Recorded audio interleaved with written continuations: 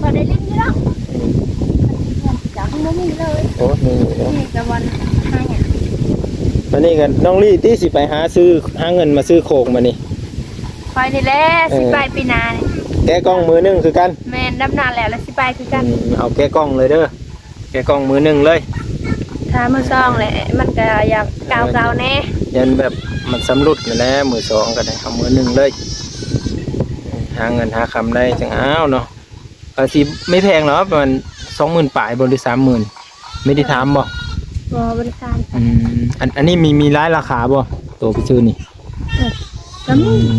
มีราคา14,000 15 16ก็มี แม่น อ๋อ มัน14สุดแหละ อันนี้คือราคาถือสุดก็เลยเอาตัวนี้เลยเนาะเพราะว่าเงินบ่หลายทุกคนเนาะ แบบมีแนวอยากไล่ดีได้ไล่อยู่ก็เลยเอา เด้เพิ่นซื้ออุปกรณ์นะเนาะ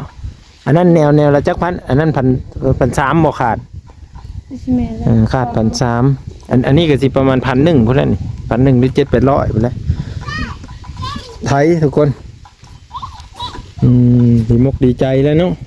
โอ้ เอานี่ก็เอาไว้ตัดใหม่ได้เนาะ เอาไว้เสื้ออันตัวปาดไม้ก็ได้ทุกคนเลยเป็นว่าคนดีมกดีใจเนี่ยนี่ เลิกนี่ดันไง หาหยาเด้อสิเนาะ ไม่ได้ดันไง น้องลี่นี่คือสิได้โพไทยเลยที่เนาะเอาโพไทยเลยที่อย่างสบายเนาะ เอาทำอีก นี่คนมากเอาอันนี้เด้แม่เอานั่งเบื้องที่ถามนี่บ่ดูสาวตัวนี้ค่าดองเท่าเลยมีคนถามเลยนะนี่ อย่างแล้ว ฮะ ไปนั่นไป50 ล้าน50 ล้านจะเป็นแบบ ไปตุ้งน้องไป มีแผงบ่ บ่ 50 ล้านเนาะ50 ล้านประหารใจงูควายได้มีกินน้ำบ่มีงูกินบ่ กินจะลอง เอาลูกเคยมาอยู่น้ำเลย มาไถนาเลยบ่เอาจะบ่แล้วเอาจะบ่ลูกเคยเอาเนาะ ชูเอาก็ชูเลยว่ะ โอ้สู้นี่แปลว่าในเลิศสู้ ชา อาซาคือโทรมาอยู่น้ำเมน้องลี่ได้เป็นอะไร เขาว่าเมื่อหันไปอยู่น้ำเขาเขาว่ามาพี่หันชูหันว่าอาชา คันเขาสิมาอาซาอยู่น้ำเด้สิมาเธอมาจิบ่ ก็ให้มาทำมีก็ถ้าเฮือนยังบ่แล้วยังบ่นั้นก็บรรยากาศมาแล้ว สิเอาเลยบ่นี่สมมุติว่าเพิ่นสนใจเด้อนี่เสียหมดแล้ว เขามากันเขาเอา ถ้ามีคนมา ๆ ยานแต่เขาบ่มาเฮาถนัดจนนะ อันเจ้าเพื่อเอาเลยบ่นี่คันสมมุติมีผู้มักเรานี่ เฮาหล่น แต่งเลย แตงหันเอาแล้วก็แตงเลยล่ะ แต่งเลยมาอยู่นำกันเฮ็ดให้เฮ็ดนาเลย งานได้ทรงนี้ยังขาดลูก ยังขาดลูกเคยอยู่เนาะยังขาดลูกเคยอยู่บ่นี่แม่เฒ่านี่ ขาด แม่เฒ่ายังขาดลูกเคยเด้อ มีแต่2คนนี่แหละปีนี้ดำนาบ่มีแล้วบ่มีอายเด้ ตายครับ หมดเลย เบิ่งในน้องกะแก๊ดๆนี่เนาะอาทิงดำนายังไม่ทันได้เนาะน้องอย่างน้อยน้องลี่ว่าฮับสมัครคนไทยนาเด้อเพิ่นว่าแม่เฒ่าก็ฮับสมัครลูกเคยอาสามาลดเพิ่นว่ามาไทยนาเลย ได้จักรถไทยใหม่เนาะยังขาดแต่ผู้ไทยเนาะ แม่นไทยกันจักสิแฮงสิ แหงผู้หญิงก็คือว่าแน่มันก็ไม่แหงเนาะไม่คือแหงผู้ชายได้ไทยนา ดำนาก็พอดำได้ไทยนาน่ะอยากยอมตัวนี้ แม่นแหละเอ้าเพิ่นเลยจะไทยให้ไทยนานํเพิ่นเนาะพามาได้พี่น้องไม่ได้จับบัตรคิวดอกมาก้อนกะถือว่าเป็นผู้ชนะเนาะมาก่อนก็ได้ มาตำลังดิ ตำลังก็ได้ ถือว่าเอาใครเพิ่นมา 3-4 คนนี่ได้เฮ็ดเลยเด้อซะเอาผู้นี้ก็มักผู้นี้ก็มักผู้นี้ก็มักเอา บ่ได้แล้วเอาผู้นึงแล้วเนาะ ตีส้มกันบ่เขาตีส้มกันน่ะสิบ่ ตีชมก็ได้ตีชมก็ได้ แม่เฒ่าก็ง่ายๆค่าดอง50 ล้าน 50 ล้านต่อได้มั้ย 50 ล้านมีต่ออีก แม่น จบอยู่หั่น ไม่ได้ต่อแหละ โง่ตัวหนึงจูงมาเฮ้อแล้วเนาะโง่ตัวหนึงจูงมาเฮ้อเพิ่นโลดเด้อ ก็กินแล้วเหรอ พร้อมกันกินดองผูกแขนตามประเพณีเนาะเพิ่นเว้าเลยเด้อจะได้เพิ่นเอาวิดีโออันนี้ หัวเลี้ยงอีกช่อง เห็นบ่จะได้เพิ่นเอาวิดีโออันนี้มาเบิ่งนี่เด้นี่จะเว้าค่าดอง50 ล้านนี่เด้อเอาเอาเลยแหละเนาะ ชำนาญ คันเขามักกันก็เฮาเขาเอาเนาะเพิ่นหาอันผู้สมัครผู้มาเฮ็ดให้เฮ็ดหน้านี่แหละให้หน้าตากากะลายกะไม่ได้มีผู้เลือป้านกันให้คันนา มาดำนาโนนสั่นอันนี้นาลุบตี้นี่เนาะนาลุบได้นาจะเอาไม่เป็นนาโนนนาโนนไม่ได้เฮ็ดเนาะ เนาะเฮ็ดแต่ว่าเนาะนะนุ่น เออ ปีนี้สิหวานเอาปีหน้านี่อายมาแต่ไข่กะดำ ให้ อายมา ก่อน กะหวานคือเก่า เขาอยากเอาผัวก็เอา เนาะ ลูกชาย เอานี่แหละเสียเอานี่ อันนี้จักปีแล้วจังว่าเอาลูกเอาเมียนี่ จักปีแล้วเขาก็มาจักกันค่ะ 12 13นี่แหละยังไงได้ใหญ่เด้แต่ว่าแม่เฮาต้องการลูกเคย เขาอยากได้ก็เอา จะได้เอ้าเนาะ ลูกชายเขาไม่ให้เอาแล้ว เป็นเลยไม่มีเงินค่าดองครับบ่ อ๋อมึงนี่นะ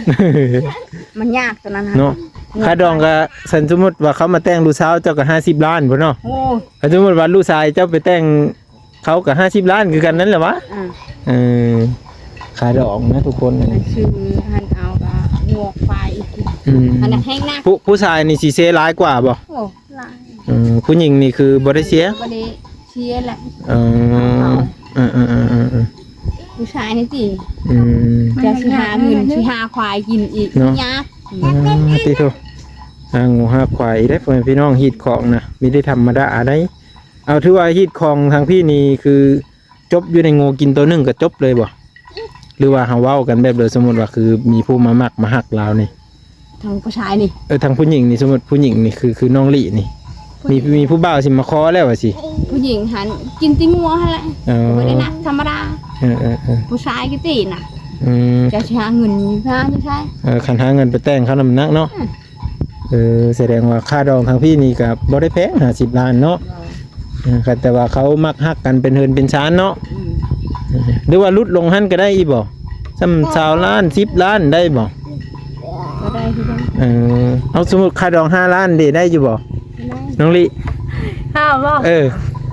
บ่อยากแล้วเฮาบ่อยากต้องการแล้วลูกเคยแบบนี้ เอ้านี่ มันถึกแล้วบ่อยาก แต่กี้ค่าดองเจ้าเท่าไหร่เอา จักเลยพอบ่จักตัวนั้น เอ้าบ่ตั้งแต่น้าบ่าวไปเอาเจ้าเห็นไหม เอาก็ค่อยหลงจัก เอ้าฮอดบ่2 ล้าน เท่านั้นแหละ อันนี้ก็5 ล้านเนาะคัน5 ล้านนี่มีเอาแล้วลูกเคยนี่5 ล้านบ่เอาได้เฮาก็บ่ต้องการบ่เอาพวกก็ยาพินปี ค่าดอง50 ล้านเด้อ เดือนนี่เดือน ค่าใช้จ่ายนั่นแหละทุกคนเลยเนาะใช้จ่ายหันนี่แหละเนาะคือเงินค่าดองนี่เฮาว่าเพิ่นน่าจะเอามาซื้อหันซื้อนี่เนาะ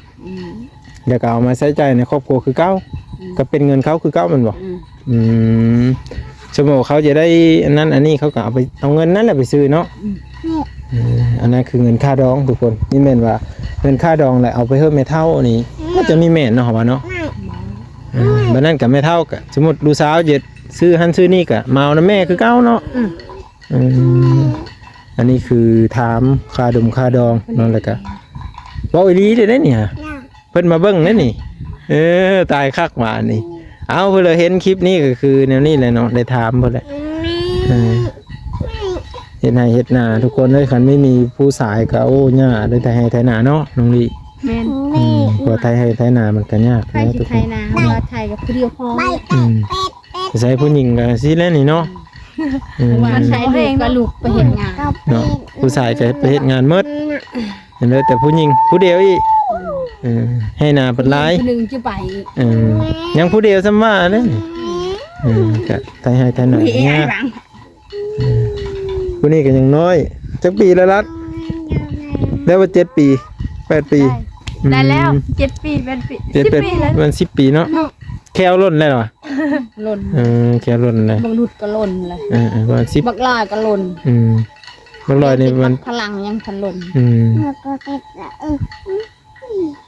น้องเพิ่นก็สิไถให้ไถนาจังมื้อเลยแล้วนี่เพิ่นสิไถนานี่สิไปไถให้เบิ่งนี่ มื้อมาหื้อนี่แหละบ่เฮิง เนี่ยไม่ได้เอาไปไถหุดบ่อยู่น่ะ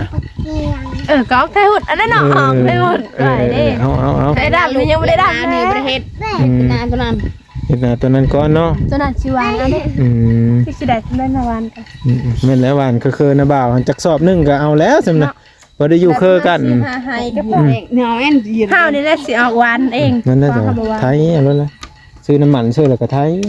โอ้ย1,000เลย1,000อ่ะมื้อนั้นไปซื้อ300,000ไถนาจนว่ายังครึ่งทางพุ่นนั่นน่ะซื้อประมาณ400,000นี่แล้วน่ะไทยวาน มันก็หนึ่งชอบ มันไม่ได้ลายไปเลยนะทุกคนหนาเพิ่นก็แต่ว่ามันผู้หญิงเฮ็ดคือว่าแหละมันจะมีลายกับซ้ำลายแหละเพราะว่าแหงเพิ่นก็บ่ค่อย ยังซ้ำผู้ชายนะเอาเพิ่นเลยจะได้เพิ่นเป็นลูกเป็นเมย์กับมาหาเอาเด้ออยู่บ้านกะลางนี่แหละเอาโฮมนี่มาหายังยืนเอาแล้วเนี่ยค่าดองเพิ่นก็คือว่านี่แหละเอาทุกคนสิประมาณนี้เด้อนี่เด้อรถไถไหมเนาะแก้กล้องประกาศหาลูกเคยพร้อมนี่ฮะเอาสำนี้แหละเนาะที่วิดีโอหน้าเอามาพ่อกันไหมเด้อเพื่อเลยมีความคิดเห็นจังใดเนี่ยก็สามารถแสดงความคิดเห็นมาได้เนาะคือเพิ่นสิลงให้ลงนาแล้วก็สิถ่ายเบิ่งอีเนาะเพิ่นไถนาได้สะดวกสบายบ่เนาะบอกกระตุดกระติดบ่หรือว่าจะไหนเนาะเอาซ้ำนี่แหละพี่ๆทุกคนเนาะไปแล้ว